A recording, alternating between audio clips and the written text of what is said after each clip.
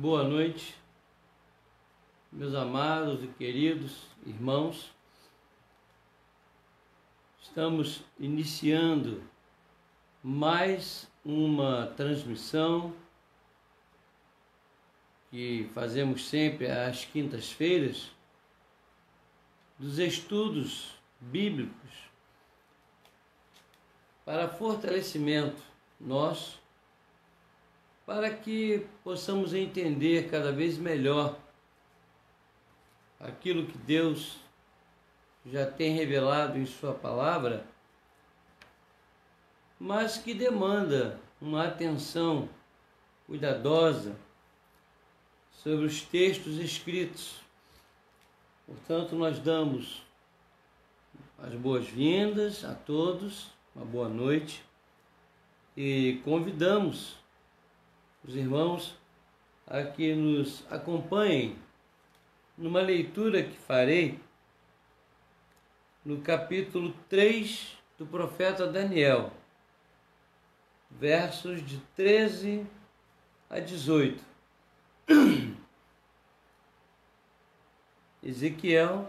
Em Daniel, capítulo 3, versos de 13 a 18.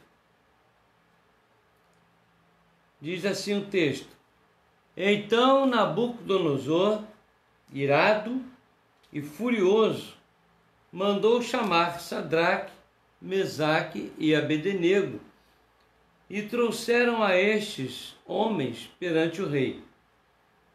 Falou Nabucodonosor e lhes disse: É verdade, ó Sadraque, Mesaque e Abednego, que vós não servis aos meus deuses, nem adorais a imagem de ouro que levantei?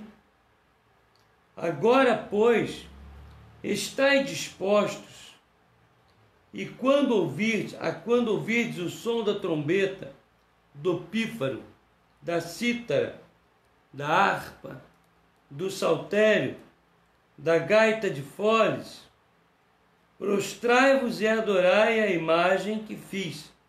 Porém, se não a adorardes, sereis no mesmo instante lançados na fornalha de fogo ardente. E quem é o Deus que vos poderá livrar das minhas mãos? Responderam Sadraque, Mesaque e Abednego. Responderam ao rei: Ó Nabucodonosor, quanto a isto, não necessitamos de te responder. Se o nosso Deus, a quem servimos, quer livrar-nos, ele nos livrará da fornalha de fogo ardente e das tuas mãos, ó rei. Se não, fica sabendo, ó rei, que não serviremos a teus deuses, nem adoraremos a imagem de ouro que levantaste. Hoje eu estava considerando uma mensagem de um grupo que eu participo, e alguém, em certa altura, disse lá que adorava uma certa coisa. Acho que era uma música, alguma coisa assim. Um outro membro do grupo, então, postou o seguinte: eu, desde pequeno, entendi que adoração só a Deus. Só podemos adorar a Deus. Esse negócio de adorar a música, eu adoro isso, eu adoro aquilo. Aí, a pessoa que havia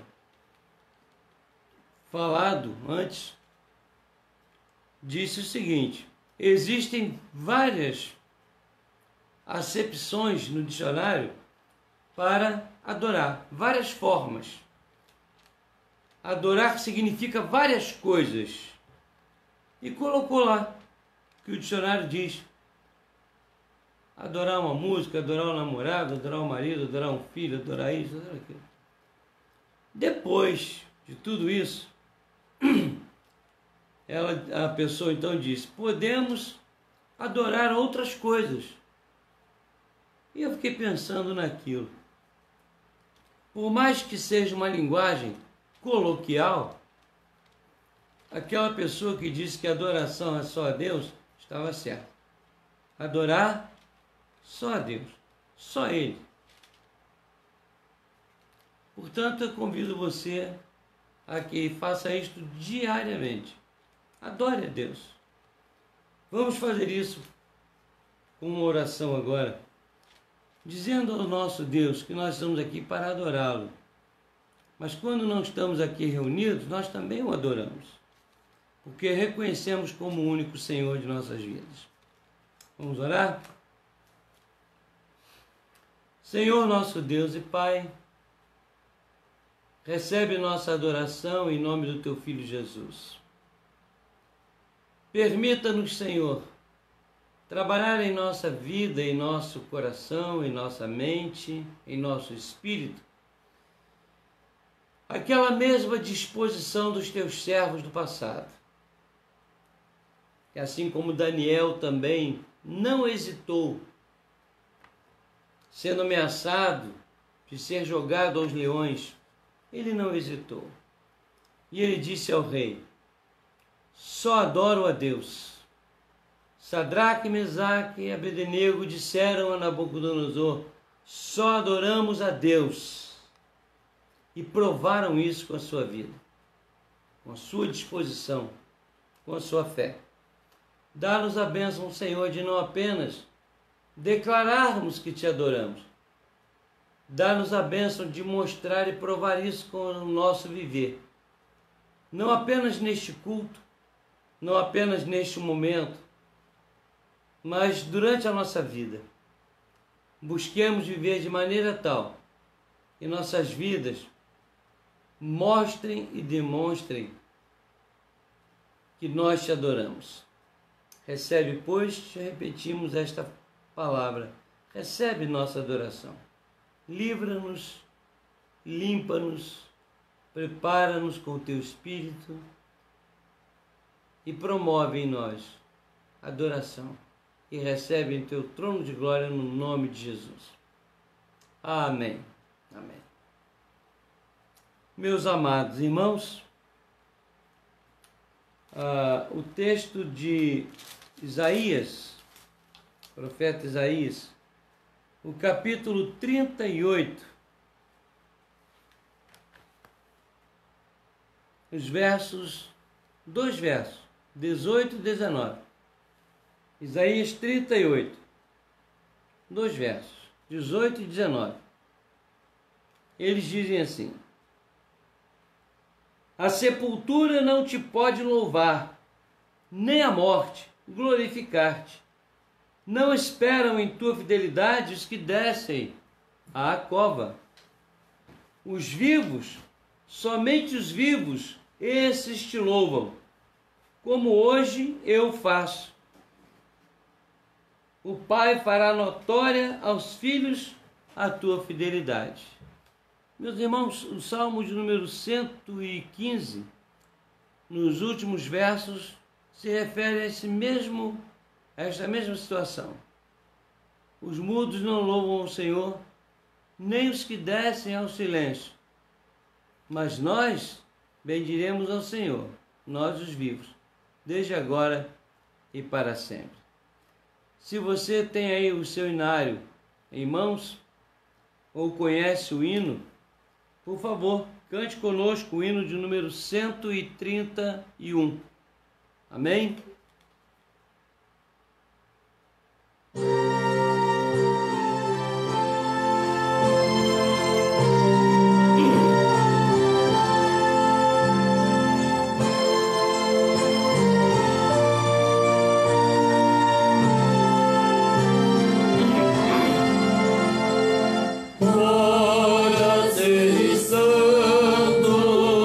Depois de tomar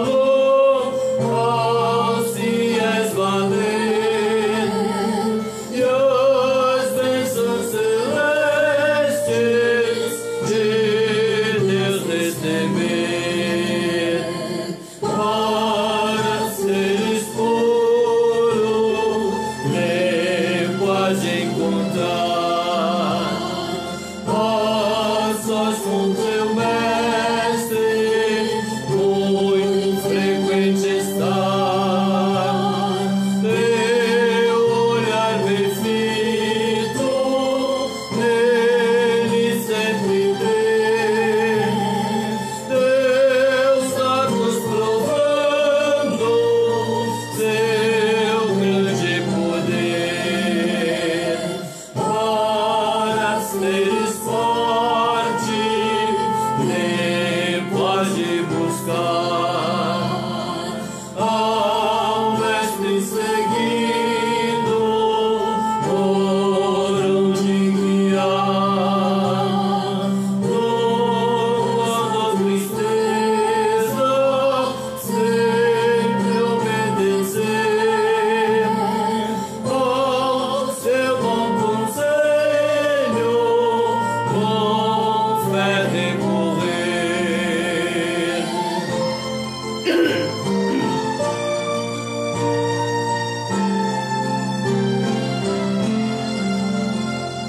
Para seres útil, lembras de guardar, ser calmo e paciente em todo lugar, ter a sua graça, demonstrar amor, contente e submisso à fé do Senhor.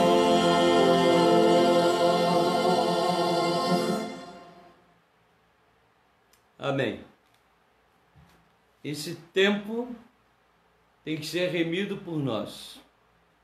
O tempo vai continuar passando e nós, melhor dizendo, também continuaremos a passar. Essa história de dizer, puxa, como o tempo está correndo, o dia passou rápido, não existe. Os dias continuam no mesmo tamanho, o tempo continua fluindo da mesma forma, nós é que não aproveitamos, ou aproveitamos de maneira correta ou não. Enfim, somos nós os responsáveis pela boa utilização do tempo. Utilize o seu com Deus, para com Deus. Meus irmãos, no livro de Gênesis, o capítulo 18, nós temos aqui uma coisa interessante que mostra a paciência de Deus. Em Gênesis capítulo 18, os versos de 22 a 26, nós lemos o seguinte: Deus anuncia a destruição de Sodoma e Gomorra para Abraão. Só que Ló estava morando lá em Sodoma. Porque quando Abraão estava com Ló, chegaram naquelas imediações, Ló cresceu o olho nas campinas verdejantes. Então Abraão disse para ele: meu filho, escolhe para onde você quer ir, e o que sobrar fica para mim. Ló escolheu as campinas verdejantes e deixou a terra mais bruta para Abraão. Ao longo do tempo, Deus mudou as coisas. A terra bruta se transformou em terra fértil, Abraão ficou milionário, muito gado, muita coisa, rico. E Ló viu o seu habitat sendo destruído moralmente e espiritualmente. Ló. E então, nesse ponto, estava para ser destruída a cidade de Sodoma, também Gomorra. E aí o Senhor avisa Abraão: ó, eu vou destruir a cidade. Aí Abraão diz: não, Senhor, o Senhor é um homem justo, o Senhor é justo. Não faria justiça o Senhor de toda, o juiz de toda a terra, dos céus? E aí começa a argumentar com o Senhor a partir do verso 22. Depois que partiram os anjos e foram para Sodoma, Abraão permaneceu ainda na presença do Senhor. E aproximando-se a ele, diz: destruirás o justo com o ímpio? Se houver porventura 50 justos na cidade, destruirás ainda assim? E não pouparás o lugar por amor dos 50 justos que nela se encontram? Longe de ti fazeres tal coisa, matares o justo com o ímpio, como se o justo fosse igual ao ímpio. Longe de ti, ele dando lição de moral em Deus, né? Não fará justiça o juiz de toda a terra? Então disse o Senhor: se eu achar em Sodoma 50 justos dentro da cidade, pouparei a cidade toda por amor desses 50. Aí Abraão pensou lá e disse: eu vou dar um nó no Senhor. Senhor, e se tiver 45? Aí Deus disse: não destrua por amor aos 45. E se tiver 40? Também não vou destruir se tiver 40. E 30? E foi baixando. E 20? Aí chegou em 10. E 10? Aí Deus falou para ele assim: tá bom, mano, Abraão, se tiver 10 lá dentro, eu não destruo. Aí ele deve ter parado e pensado assim: nem Ló, com os parentes, mulher, filhos, vai escapar. Não tem ninguém mesmo. Aí ficou quieto, deixou Deus agir.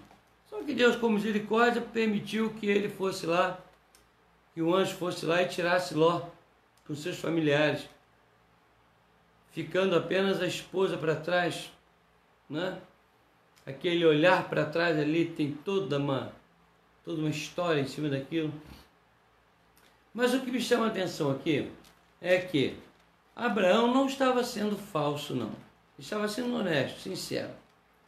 Ele estava querendo realmente, né, que Deus agisse ali com uma misericórdia que Deus já vinha agindo há muito tempo, como no caso da destruição dos homens lá no dilúvio. Deus vinha suportando aquilo há muito tempo. Mas Abraão nos ensina uma lição. Enquanto pudermos argumentar, enquanto pudermos interceder, devemos fazer isso. Devemos fazer. Nunca seremos mais misericordiosos do que Deus, nem mais amorosos. Mas vamos interceder. Muitas pessoas nos pedem oração. E nós estamos sempre orando por essas pessoas. Acrescentamos aqui, ou confirmamos aqui algumas coisas. Rodou aí uma notícia de que o pastor Ronaldo estava com suspeita de Covid. É uma notícia falsa, é fake. Não existe isso. Não estou dizendo que eu não possa pegar essa enfermidade, nada disso. Apenas que não é verdade que eu esteja com suspeita de Covid. Graças a Deus eu estou muito bem, eu e a minha esposa. Meus filhos, estamos todos bem. Então, fiquem despreocupados. Por enquanto, eu espero que permaneça assim, eu estou muito bem.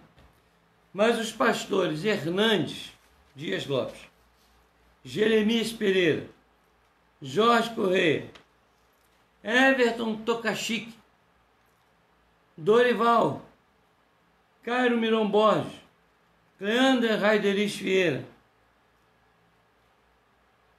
Lamentavelmente, nosso amado irmão Daniel já foi encontrar-se com Jesus, mas temos que orar por sua família, sua esposa, suas filhas.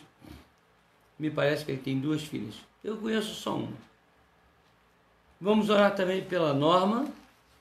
A cirurgia seria hoje, não, seria amanhã, mas o médico está preferindo fazer no domingo, pela manhã.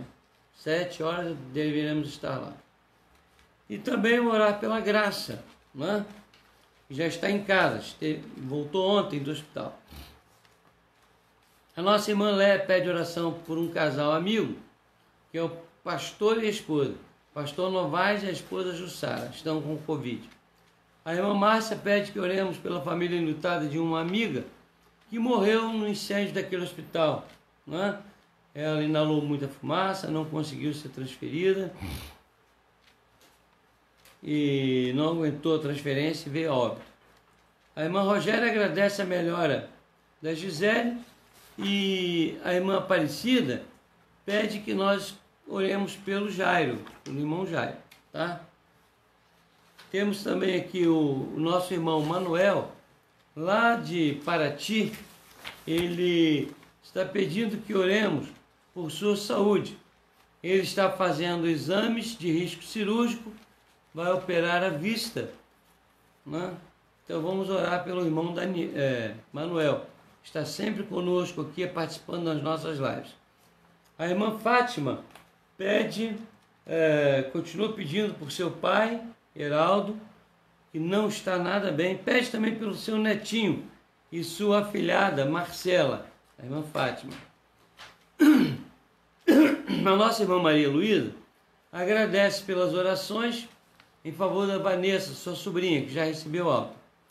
A nossa irmã Valéria está pedindo que oremos por sua sobrinha neta, é minha sobrinha bisneta, a Maria, né? Ela novinha, está com suspeita de febre reumática. O irmão Gleiber pede por sua sogra, a Nessi Souza, né? A mãe da sua esposa, Ana. A irmã Renata pede oração por uma aluna chamada Delza, que teve infarto.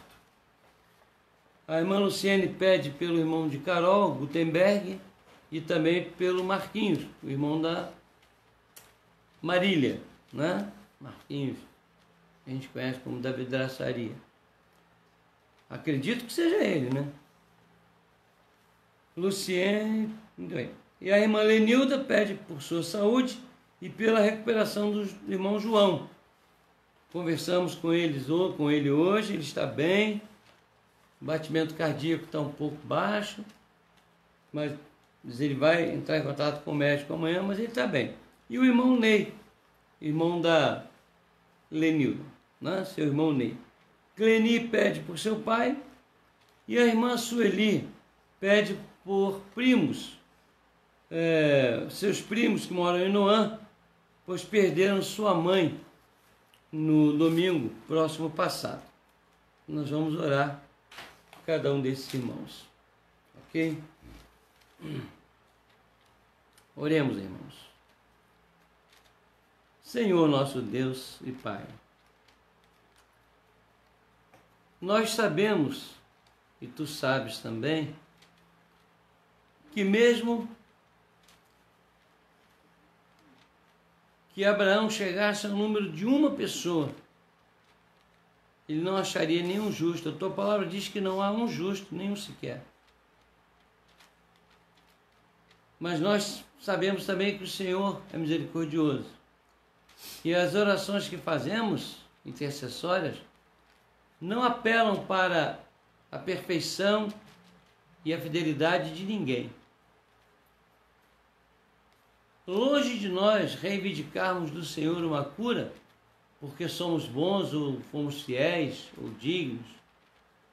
Nós solicitamos, rogamos, clamamos, baseado em Tua misericórdia e no sacrifício do Teu Filho, no Teu amor, no Teu beneplácito. Portanto, queremos colocar esses irmãos em Tuas mãos. Cada um deles, os pastores, Teu servo Jairo, a Esther, esposa do Geraldo, ó Deus, o pai da Clenir, o pai de Fátima, os primos da Sueli estão enlutados, a Graça, a Norma. Ó Deus amado, oramos-te pelo Gutenberg, pelo Marquinhos, pelo João, pela Lenilda, pelo Ney. Oramos, ó Deus, em favor de todas essas pessoas te agradecendo a recuperação da Vanessa, teu cuidado para conosco. Pedimos que conduzas a cirurgia da tua serva Norma no próximo domingo. Senhor amado, nós pedimos tudo isto confiados em tua misericórdia. E sabemos que o livramento que tu deste a Ló, seus familiares, esse livramento estará sempre em teu coração para nos dar também. Nós não descremos disso, porque nós temos o intuito sincero de te adorar como Sadraque, Mesaque, Abednego, Daniel, Abraão, Isaque, Jacó, todos os teus servos ao longo da história, que mesmo com sacrifício próprio, não abriram mão de te adorar, te servir e humilhar diante do Senhor, dizendo: faça a tua vontade, Senhor. É a oração que nós fazemos, certos da tua bênção, do teu amor, da tua misericórdia, e de que o Senhor sempre está atento aos teus filhos. É no nome de Jesus que nós choramos. Amém.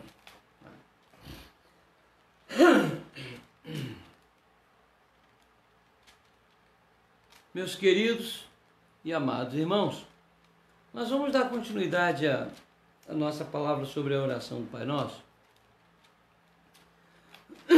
Já chegamos ao texto, ao termo de santificação.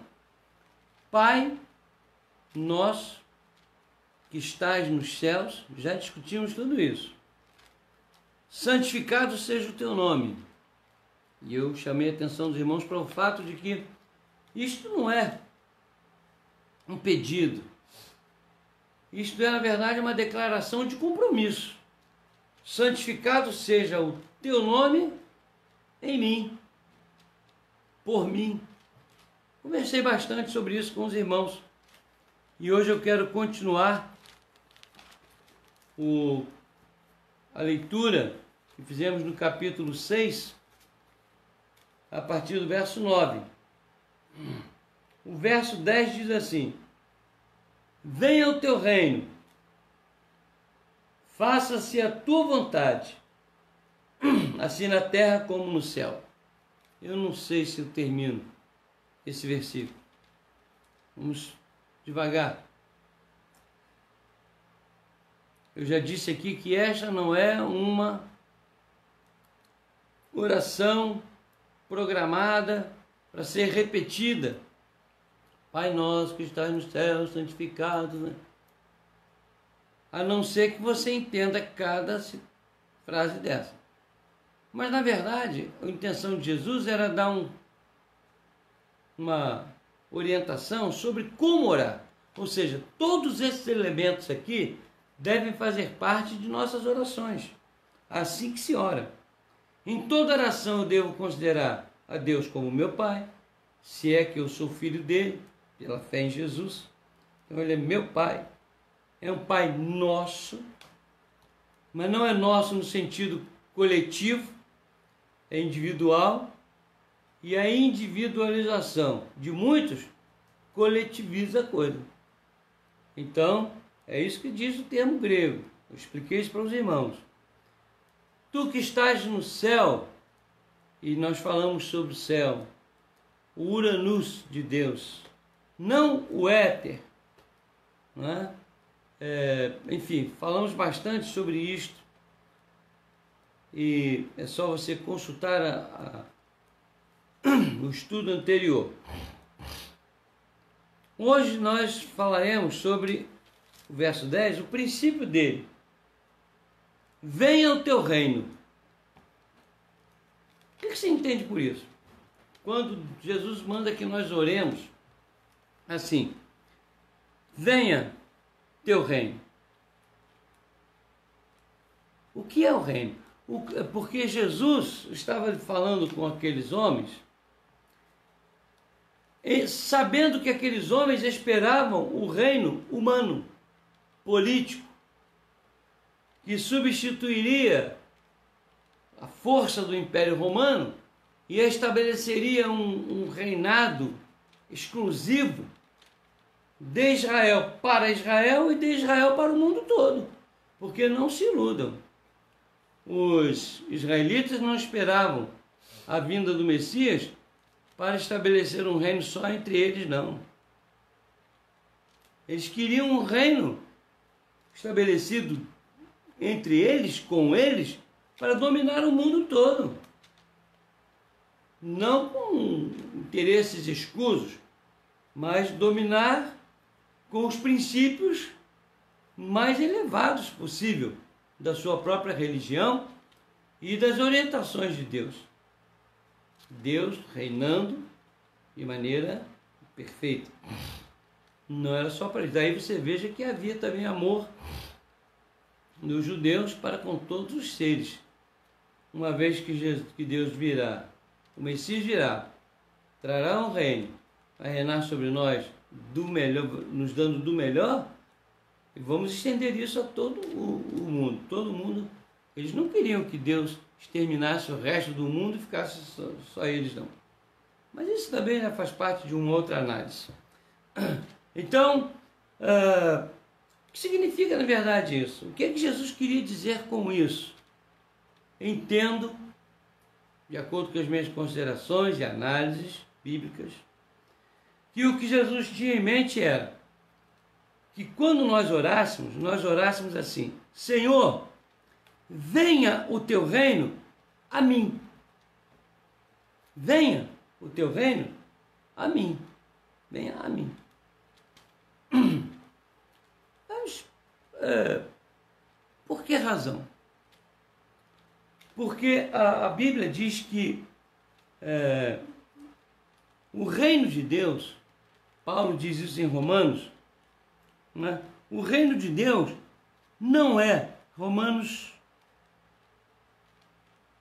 14, 16, 17, espera aí que eu vou ler aqui, Romanos 14, achei, Romanos 14, 17. Porque o reino de Deus não é comida nem bebida, mas justiça e paz e alegria no Espírito Santo. No texto de Romanos 14, Paulo exorta os irmãos a que tivessem tolerância para com os fracos na fé. E havia aquela história de que eu posso comer isso, posso comer aquilo, não posso comer isso, não posso comer aquilo. E Paulo exorta dizendo: gente, vocês estão caminhando no caminho errado. O reino de Deus não é comida, bebida e, por conseguinte, nenhum outro interesse humano. O reino de Deus é justiça, paz e alegria no Espírito Santo. Correto? O que é que acontece conosco quando nós nos convertemos? Passa a habitar em nós o quê? O Espírito Santo. E forçosamente o Espírito Santo terá que trazer a nós a sua alegria, que é o exercício de todos os benefícios espirituais que nos alegra o coração, mesmo até com provas e tudo, mas uma consciência plena do que seja justiça, não do homem, a justiça divina. E também uma paz, como Jesus disse: eis que eu vos dou a paz, não vou lá dou, como o mundo a dá. Essas três coisas fortalecem o cristão de maneira tal que ele recebe em si os princípios fundamentais do reino. Então, a hora que você for orar assim: venha o teu reino, pense bem para orar. Que você está pedindo, desejando, não é? Clamando para que Deus instale em você, em primeiro lugar, os princípios fundamentais do reino de Deus: justiça, paz, alegria no Espírito Santo, interatividade com Ele. Agora, não é uma oração apenas para que nós roguemos: venha o teu reino a mim. É também: venha o teu reino ao mundo. através de mim. Não adianta você querer que o governo seja justo, não é verdade? Que o mundo seja justo, que as coisas erradas melhorem, apenas falando: Senhor, venha teu reino, elimina o mal, Senhor, realiza esta obra ou outra, Senhor. Bom, Deus está disposto a isso, mas quer usar você, quer usar a mim. Então, quando eu clamo diante de Deus, venha o teu reino, o que Jesus estava explicando ali, pelo Espírito Santo, é que nós devemos clamar, não com palavras só, mas com o coração. Senhor, implanta teu reino em mim pelo Espírito Santo, para que eu saiba o que é justiça, entenda o que é justiça, entenda o que é paz, promova a paz e tenha a alegria mesmo diante das maiores dificuldades. E uma vez esse reino implantado em mim, que ele seja também derramado, implantado no mundo todo, através de mim. O Senhor agindo em mim. Então, falar simplesmente essa frase, venha o teu reino, falar isso sem conhecimento é um absurdo.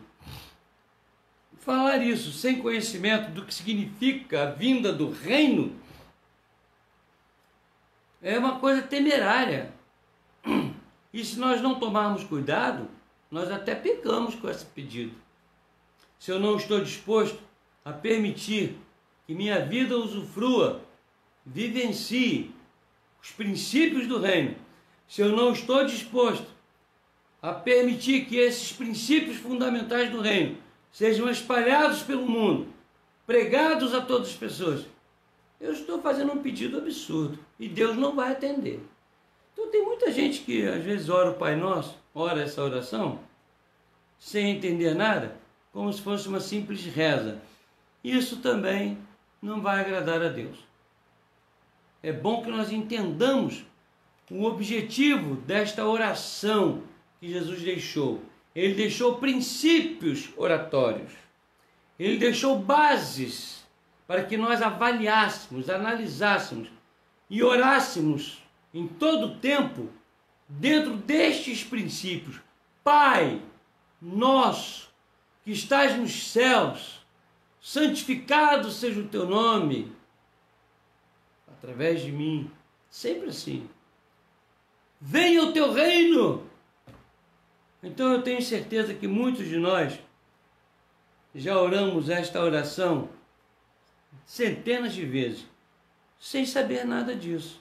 Mas compete a mim, que sou pastor e profeta, o teólogo, entendedor, que busco em Deus uma explicação para as coisas da palavra, compete a mim e a todos os meus colegas explicarem ao povo de Deus o que significa essa oração.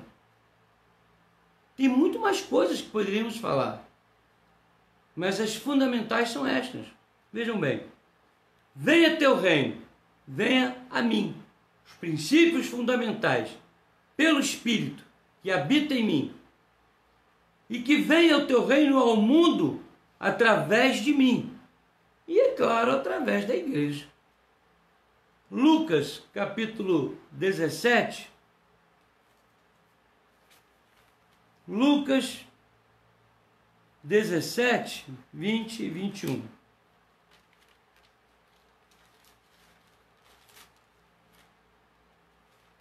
Lucas 17, versos 20 e 21. A vinda do reino de Deus. Eles esperavam um reino humano, um reino belicoso, um reino político. Interrogado pelos fariseus sobre quando viria o reino de Deus, Jesus lhes respondeu: não vem o reino de Deus com visível aparência. Nem dirão, ei-lo aqui, ou lá está, porque o reino de Deus está onde? dentro de vós. A igreja hoje, composta dos verdadeiros salvos eleitos, é uma repositária do reino de Deus aqui na terra, como sal e luz. A igreja tem uma responsabilidade muito grande e que me parece uma grande maioria das pessoas que estão dentro das igrejas não tem a mínima noção daquilo que Deus quer realizar e pode realizar através da igreja. A igreja não é instituição a priori, mas também a igreja é instituição que se arvora como representante legítima da igreja invisível que somos nós. Isso é uma coisa muito séria. Quando no livro de Apocalipse, capítulo 11, o verso 15, Apocalipse, capítulo 11, o verso número 15, nós temos o registro da declaração de que Jesus reinaria para sempre sobre todos. Deixa eu achar aqui. Apocalipse 11, 15.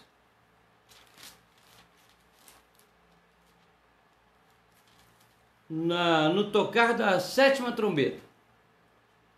O 7º anjo tocou a trombeta e houve no céu grandes vozes dizendo: o reino do mundo se tornou de nosso Senhor. Não naquela hora. Ali foi mostrado, ali foi sacramentado algo que foi resolvido e decidido por toda a eternidade. O reino do mundo se tornou de nosso Senhor e do seu Cristo, e ele reinará pelos séculos dos séculos. Esse reinará, deixa eu dizer para os irmãos uma coisa que eu tenho dito aqui. Quando eu terminar meus estudos e quando Deus me chamar para a glória, ou quando eu não for mais pastor de vocês, vocês vão estar formados em grego. Eu brinco assim, porque eu gosto muito de explicar assim. Então, você não pense que aqui, e ele reinará para sempre, só quando ele voltar, então ele vai estabelecer o reinado e vai reinar a partir dali. Não, ele já reina. Essa expressão reinará, ela está num tempo verbal que expressa um reinado que vem logo depois nas palavras, pelos séculos dos séculos. Essa expressão não significa daqui para frente. Essa expressão na língua grega tem a conotação de sempre foi assim. Apenas será sacramentado esse fato de que ele reina, é rei sobre todo o universo, o mundo todo, para todo sempre, por toda a eternidade. Então o nosso Deus já reina. Jesus já é rei. E nada acontece nesse universo sem uma ordem expressa dele. Não foi à toa que a palavra de Deus não é à toa que a palavra de Deus está permeada de liderança na pessoa de um rei. Desde o Velho Testamento até o Novo, rei.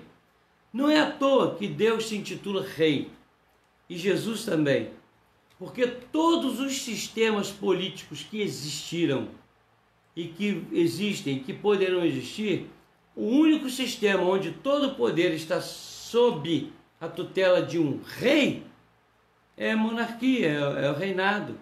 Então Deus, sabendo disso, já se titulou não como governador, não como primeiro-ministro, nem príncipe, nem duque, rei, nem presidente da república, rei. Ele é rei. Um reinado eterno, pelos séculos dos séculos. Reinado de justiça, reinado de amor. Então, o que acontece aqui em Apocalipse é que o texto está dizendo mais ou menos o seguinte: quando nós oramos, venha o teu reino, nós devemos pensar no seguinte, que nós estamos dizendo, venha o teu reino eterno estabeleça-se diante de todas as potestades, de todos os homens, pelos séculos dos séculos, mostrando o teu poder. Nós cristãos somos muito frágeis, abalamos por pouquíssima coisa.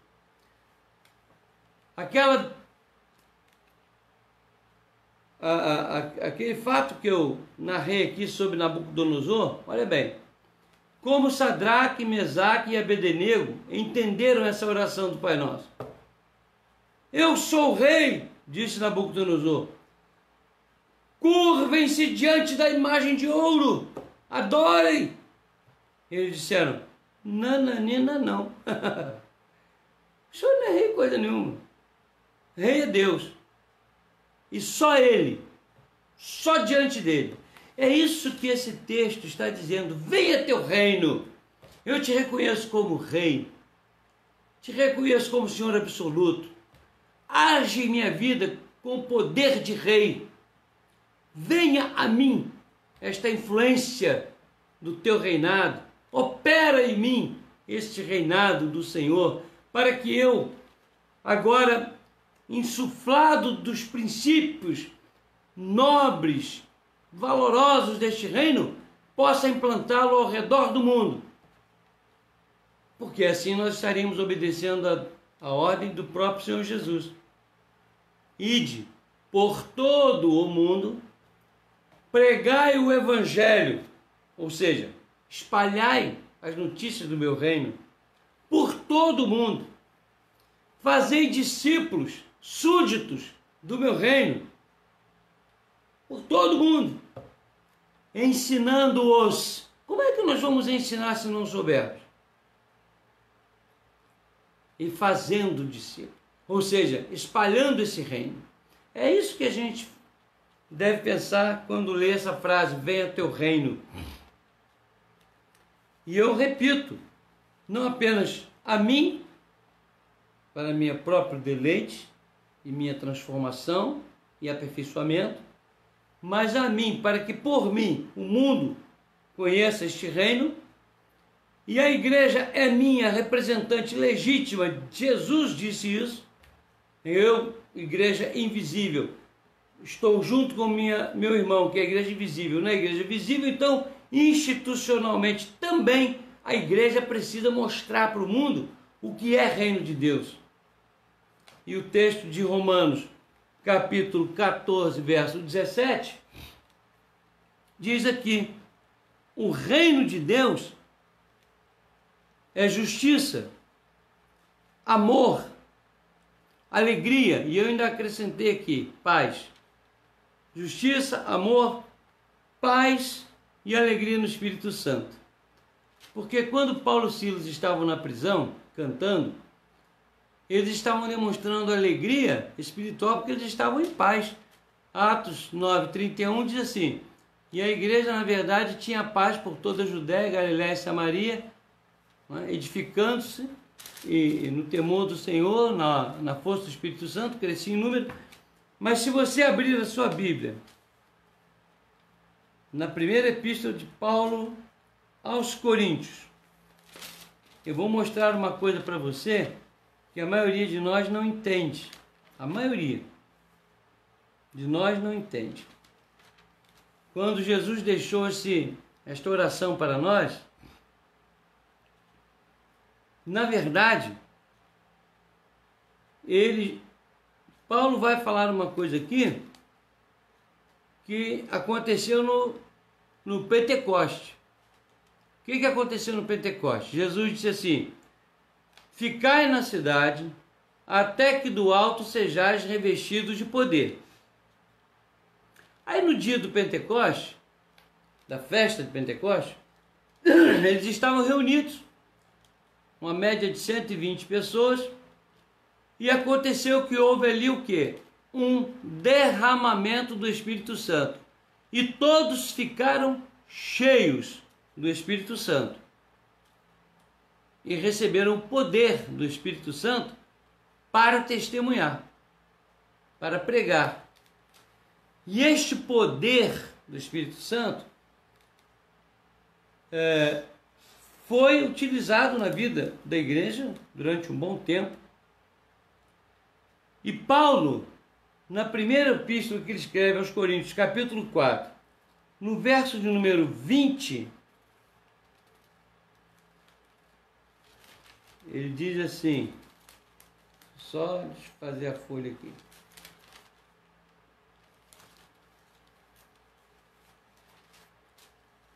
Vejam o que é que Paulo está dizendo aqui. O reino de Deus consiste não em palavras, mas em poder. Perceberam? O reino de Deus consiste não em palavras, mas em poder. Aí, no verso 19 diz assim, em breve irei visitar-vos, se o Senhor quiser, e então conhecerei não a palavra, mas o poder dos ensoberbecidos. Tinha uma galera lá, soberba, uma turma, que Paulo escreve para combatê-los e exortá-los, e eles tinham a favor deles a questão da oratória. Palavra, falavam, convenciam, porque tem gente que quando abre a boca convence mesmo. Vocês sabem disso.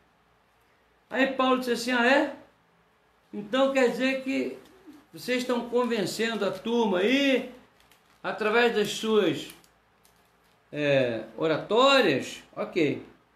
Eu vou visitar vocês, eu vou parafrasear aqui, eu vou visitar vocês, se Deus permitir, se Deus quiser. E se isso acontecer, eu vou conhecer, não a palavra, não vou me preocupar com a palavra de vocês, com a oratória de vocês, mas o poder, e esse poder aqui vem entre aspas, o poder dos soberbos. Ou seja, nós vamos ver quem tem poder. Aí nós vamos ver quem tem poder, se são vocês com suas palavras, ou se sou eu e os sinceros com o Espírito Santo habitando em nós. Aí no verso 20 ele diz isso. Sabe por quê? Porque o reino de Deus consiste não em palavras, mas em poder. O problema é que vocês falam muito, mas na hora do vamos ver, não tem reino de Deus dentro de vocês, porque não tem Espírito dentro de vocês, e consequentemente não tem poder em vocês, porque o poder é dado pelo Espírito Santo.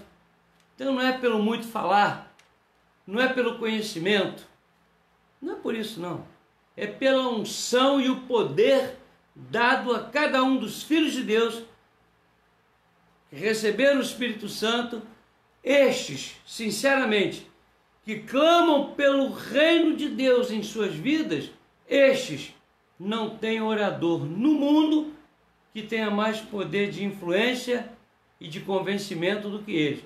Querem um exemplo? Pedro recebeu a unção do Espírito Santo, derramamento do Espírito, ficou cheio do Espírito, como os outros também, e foi o pregador daquele culto ao ar livre. E converteram-se ali mais de 3.000 pessoas. E a Bíblia diz que Pedro e João eram homens iletrados. Não eram ignorantes. Eu já falei sobre isso aqui. Não é que eles fossem analfabetos. Eles eram iletrados nas letras judaicas, no conhecimento rabínico. Eles não tinham muita preocupação com isso, porque eles precisavam pescar e trabalhar e a família deles não tinha muito recurso e tal. Enfim, seja pelo que fosse, eles não estudaram nas escolas famosas rabínicas, e quem não passava por esse tipo de treinamento era considerado iletrado, não porque fosse analfabeto, mas mesmo assim, mesmo que ele fosse analfabeto, não mudaria nada. Ele falaria com a mesma unção e o mesmo poder. Por isso é que muitos cristãos não têm coragem de falar, porque sabem que suas palavras soarão vazias sem a unção do Espírito Santo. Então primeiro vamos buscar o reino de Deus, a unção do Espírito. Vamos buscar os princípios inalienáveis do reino de Deus para as nossas vidas. E depois vamos falar. E depois vamos influenciar. depois vamos espalhar a notícia desse reino glorioso. E a notícia está aqui, ó. Esse reino é o quê? São 3 coisas simples. Eu acrescentei a paz. Justiça. Abraão, intercedendo, queria dar lição de justiça para Deus. Não fará justiça o juiz de toda a terra? O Senhor não está sendo muito justo, ó Deus, matando o ímpio com o justo. Aí Deus balançou a cabeça lá e disse: o moço precisa aprender muito.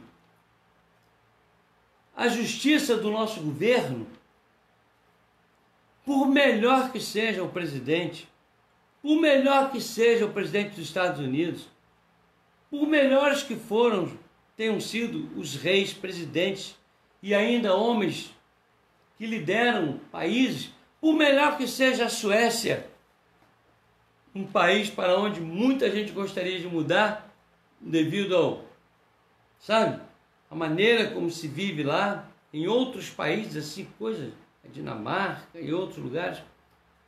Não adianta, são homens que estão ali, e os homens são injustos. Bolsonaro é injusto, ele é pecador. Trump é injusto.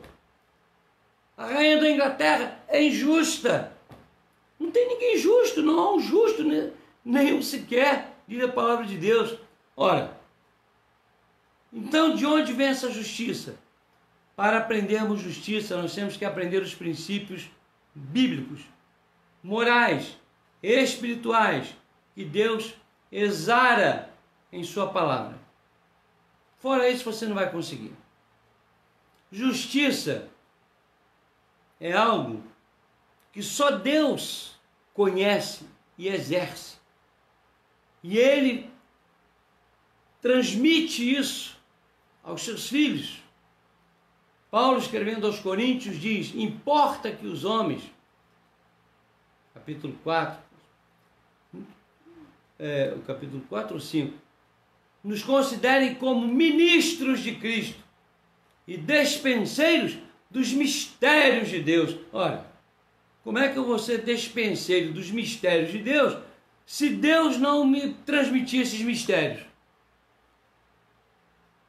E aquele que está em Cristo tem a mente de Cristo. Então eu me aventuro a dizer que só existe justiça em Deus, e ela é mostrada e transmitida ao mundo pelos seus fiéis, pelos seus eleitos, pela sua igreja. O senso de justiça real, porque esse senso de justiça prioritariamente está em Cristo. Ele, Cristo, o justo, o único justo. Então, nele convergem todas as coisas. Tudo deve ser levado a ele. É o único. E só nós sabemos disso, pela ação do Espírito Santo. Mas temos que ensinar isso aos outros. Mostrar aos outros que não adianta esperar pela justiça do INSS, pela justiça do salário mínimo, pela justiça do SUS, pela justiça das grandes lideranças, pela justiça dos juízes humanos, por mais perfeitos que sejam ou queiram ser, nunca sua justiça se igualará à de Deus. Portanto, clame pela justiça de Deus. O reino de Deus é justiça. Se você estiver ligado a este reino, você não precisa ter medo da injustiça.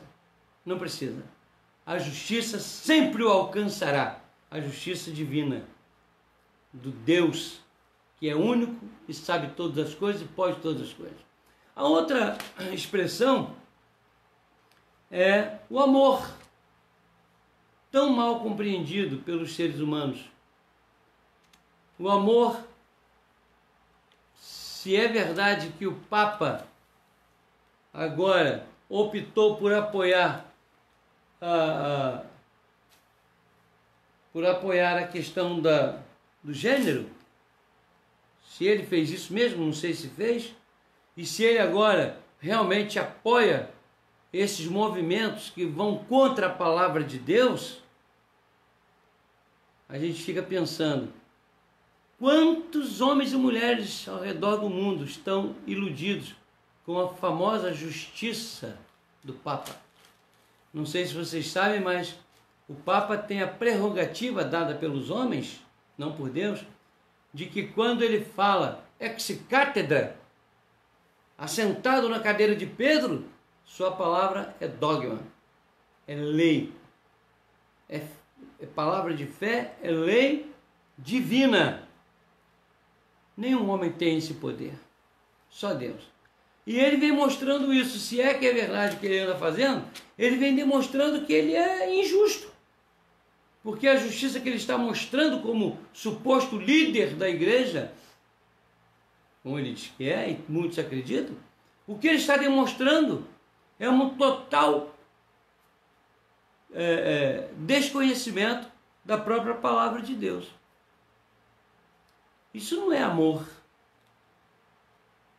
E amor também não é relação sexual entre um homem e uma mulher.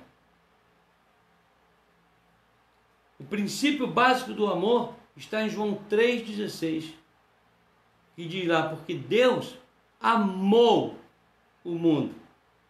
E para mostrar como ele realmente amou e de forma perfeita, ele deu tudo de mais precioso que tinha, sem receber nada em troca, sem dever nada a ninguém, sem precisar doar o seu próprio filho, o próprio Deus encarnado. Esse é o princípio básico do amor. Quem se doa realmente, com sacrifício até, esse que se doa, ele entende o que é amor. Se doa à esposa, ao esposo, aos filhos, ao amigo, ao irmão, ao mundo, às pessoas, se doa ao reino. Então ele entende amor. Então o princípio básico do amor é esse. Então, o reino de Deus é justiça, Jesus. Amor, doação, como Jesus doou. Alegria no Espírito. Regozijo por estar na vontade, no centro da vontade de Deus. Não é sair dando gargalhada pelo meio do caminho. Isso não é alegria do Espírito. Não sei se vocês ouviram falar que no Canadá, entre tantas outras loucuras que aconteceram aí pelo mundo afora, surgiu uma suposta marca de batismo com o Espírito Santo. A famosa gargalhada do Espírito Santo, ou seja, a famosa gargalhada de Toronto, lá no Canadá. Porque começaram a crer que, para provar que haviam sido batizados com o Espírito Santo, precisavam sair dando gargalhadas pelas ruas, em todo lugar, e o movimento ficou conhecido como Gargalhada de Toronto. Eu acredito que naquela história, me perdoem os irmãos, se alguém porventura se sentir aí ofendido, se alguém vier a ver essa live e achar que eu estou louco, mas eu vou falar. Eu acho que quem deu muita gargalhada foi Satanás. A nossa alegria não está no gargalhar. Nossa alegria está na consciência plena de estarmos realizando a vontade de Deus. A certeza de que estamos no centro da vontade de Deus, mesmo sendo provados, perseguidos, injuriados, blasfemados, não importa. Assim como Paulo e Silas na prisão, eles estavam cheios de alegria. Estevão, quando estava sendo apedrejado, ele regozijava de alegria, via os céus abertos. É assim que funciona. Então esse é o reino de Deus. Quando eu estiver pronto a crer na justiça que vem de Deus e a esperar apenas nela, quando eu estiver pronto a amar, me doando plenamente, quando eu estiver pronto a me alegrar com o fato de saber que eu estou no centro da vontade do Senhor, fazendo a sua vontade, e ali eu estarei alegre, quando eu estiver com essas três coisas muito claras em minha mente, então com certeza eu estarei recebendo em minha vida e concretizando em minha vida a presença do reino de Deus. Aí eu posso orar tranquilamente: venha o teu reino, e seja feita a tua vontade, fica para quinta-feira que vem. Eu não vou queimar o raciocínio de vocês, não é? Expondo para vocês alguma coisa que eu vou ter que repetir na próxima quinta-feira para poder pegar a linha. Não, vamos ficar com isso aqui. A expressão da oração que Jesus orientou, não como reza, está aqui: venha o teu reino. Significa isso: venha o teu reino a mim, venha o teu reino sobre mim, venha os princípios do teu reino em mim, a mim, para que eu possa transmitir isto ao mundo todo, que precisa conhecer o teu reino, este reino de justiça, de amor, de paz e de alegria no Espírito Santo. E eu devo vivenciar isso como servo de Deus e como igreja também, porque apenas vivenciando isto, o Espírito Santo habitando em mim, trazendo sobre mim os princípios inalienáveis do reino de Deus, o poder do Espírito Santo poderá ser manifestado em minha vida, para que o reino de Deus, como diz em Apocalipse, se estabeleça para sempre, pelos séculos dos séculos, onde, com certeza, desde o início até agora, por toda a eternidade, o Senhor, como diz em Hebreus 13:8, o Senhor Jesus é o mesmo ontem, hoje, será para sempre. Ele é Rei. E o seu reino já está entre nós. Não adianta procurar onde é que ele está. Está ali, está aqui. Não, já está entre nós. Melhor ainda, ele já está em nós. Que Deus abençoe, meu irmão, para que você não precisa deixar de orar essa oração. Vejam bem, eu não estou condenando a quem faz esta oração. Eu só quero alertar para que esta oração deve ser feita com conhecimento. Cada coisa deve ser pensada, cada expressão. Pai, eu sou filho mesmo. Pai nosso, não é exclusividade minha, é de todo aquele que é salvo em Cristo Jesus, que estás nos céus. Está totalmente, eu estou aqui e o Senhor está nos céus. Venha o teu reino, implanta teu reino em minha vida, na vida dos homens, na vida, na história, na própria igreja. O Senhor tenha a última palavra como Rei que és. E Deus assim nos abençoe. A semana que vem continuaremos no verso 10, a parte final, e daremos continuidade às outras expressões. Amém? Que bom. Meus queridos, a internet já está instalada na igreja, 150 megas, onde nós vamos procurar realizar os trabalhos de lá, do púlpito, à frente da igreja, com todos os procedimentos necessários. Vai ser explicado para a igreja. Você não precisa ver mais nada, é só acessar o Facebook, como você está fazendo, sem problema. Tá bom? Terça-feira, desculpe, domingo pela manhã, escola dominical, às 9 horas, tá certo? À noite, 19h30, o culto público, onde eu espero estar. Não sei se poderei, porque a Norma vai fazer a cirurgia no domingo pela manhã. Ok? E com a graça de Deus nós teremos aí uma mudança muito boa no que tange às transmissões dos nossos cultos.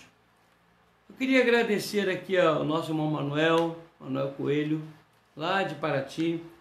Gleiber está conosco lá em Portugal, né? O mesmo espírito daqui está lá em Portugal também. E Deus abençoe, Gleiber, estamos orando pela Nessi.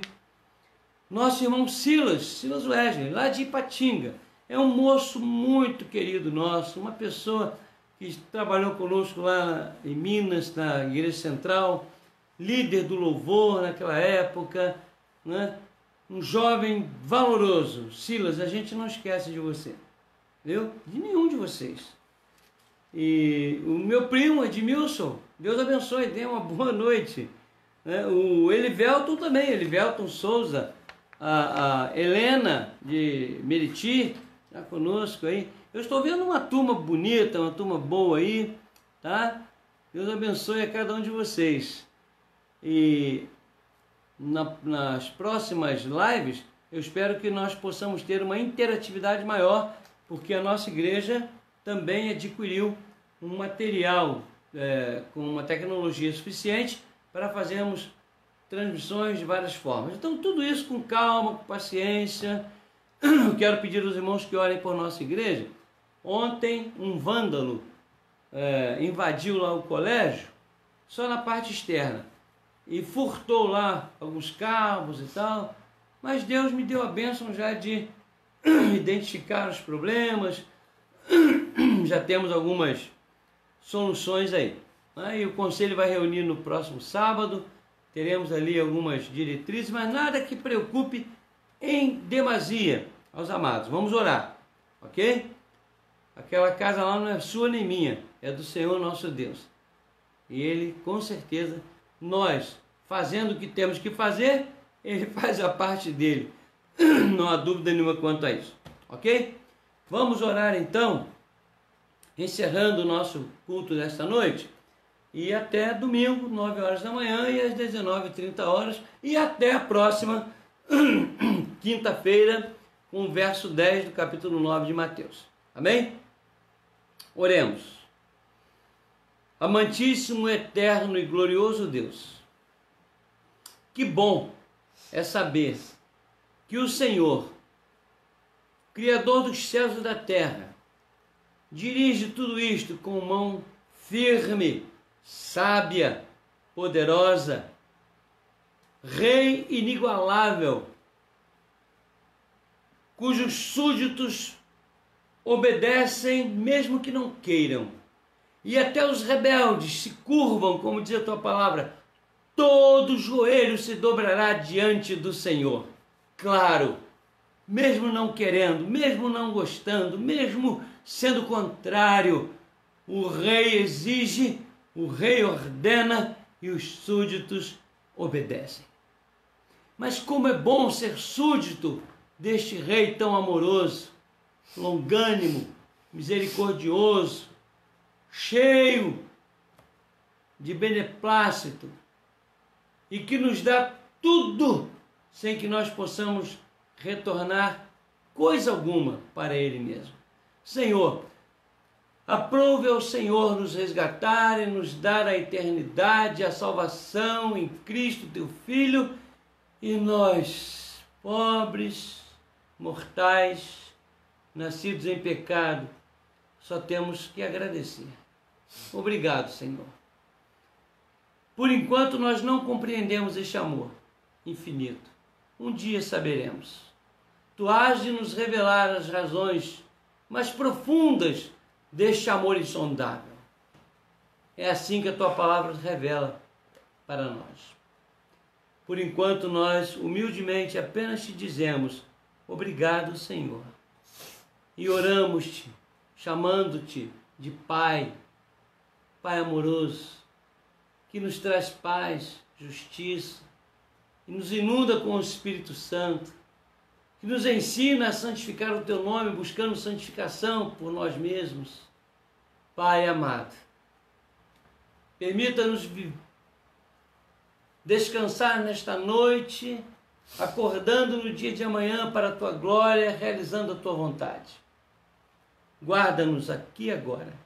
Se algum de nós tem alguma coisa que está perturbando a alma e o espírito, desfaz em nome de Jesus. Que a noite seja tranquila, cheia de paz, de alegria do Espírito Santo, certeza de vitória, que os enfermos se sintam consolados e aqueles que estão angustiados vejam o livramento dado pelo Senhor.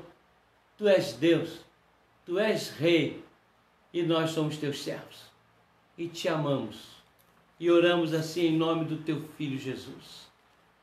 Recebei agora a bênção, irmãos, e que a graça de nosso Senhor e Salvador Jesus Cristo, e o amor de Deus, o nosso único e eterno Pai, e nosso Rei, e as consolações benditas do Espírito Santo que nos traz alegria, sejam com todos vós, irmãos, e com todo o povo de Deus, espalhado sobre toda a face da terra, desde agora, e para todos sempre, pelos séculos dos séculos. Amém. Amém. E assim Deus nos abençoe, tenham todos uma boa noite e que a graça do Senhor continue sobre a vida de cada um de vocês. E obrigado pela participação.